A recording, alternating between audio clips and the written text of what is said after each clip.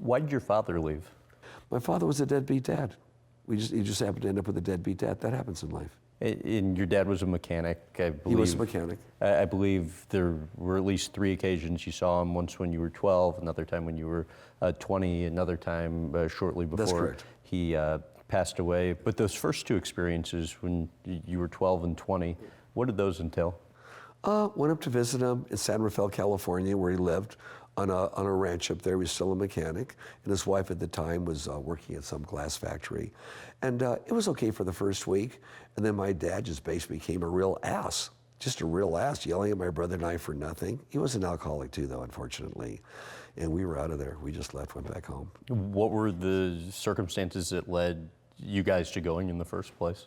Well, we want to see our dad again. My mom thought, it's time, let's find him. You should at least meet your dad. My mom had the biggest heart in the world, no matter what an ass he was. She had the biggest heart in the world.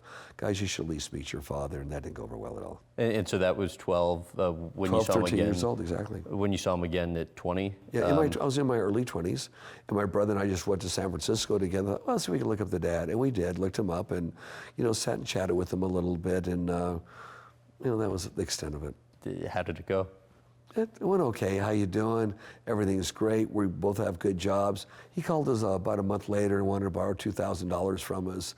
And he had told us how he had this trust, why he never gave my mother money, because he put all this money in this trust for us. And when we were 35 years old, we all got the trust.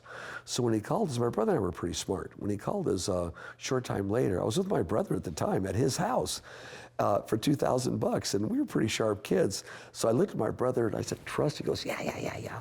I said, Dad, we're gonna give you 10,000. Oh, boys, I love you. I said, if you need 2, Dad, we're gonna give you 10. And you're gonna get to keep it. Oh, we love you, you're the best boys in the world. Oh, great. We said, yeah, take it out of our trust, we're gonna okay it. Phone went silent, never heard from him again. Then I looked him up again, many, many years ago, and of course he was in his 70s and dying. He was an alcoholic and had cancer. What do you remember from that experience? Sorry experience. Went up there to see him. He lived in this little shed with his wife and about 50 cats in a little space. I couldn't believe how many cats and doo-doo was there. And he was sitting there, looked terrible, drinking wine and water mixed together. And I asked him, I said, you are my father and you look terrible. I said, even though I have no emotional feelings for you, because you've never been there, there's no emotion, but you're biologically my dad. I'm doing pretty good in life now. Can I send you to a hospital, or what can we do? He says, nope, it's too late. It's like a movie. I said, well, my mother is still ballroom dancing, and you are dying. Why? He says, 2 packs of cigarettes and a pint of cheap whiskey every day, throat cancer. And that was it. No emotion, no nothing. And I left.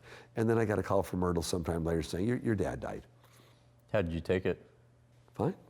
He died. There was no emotion there. People died. Any resentment?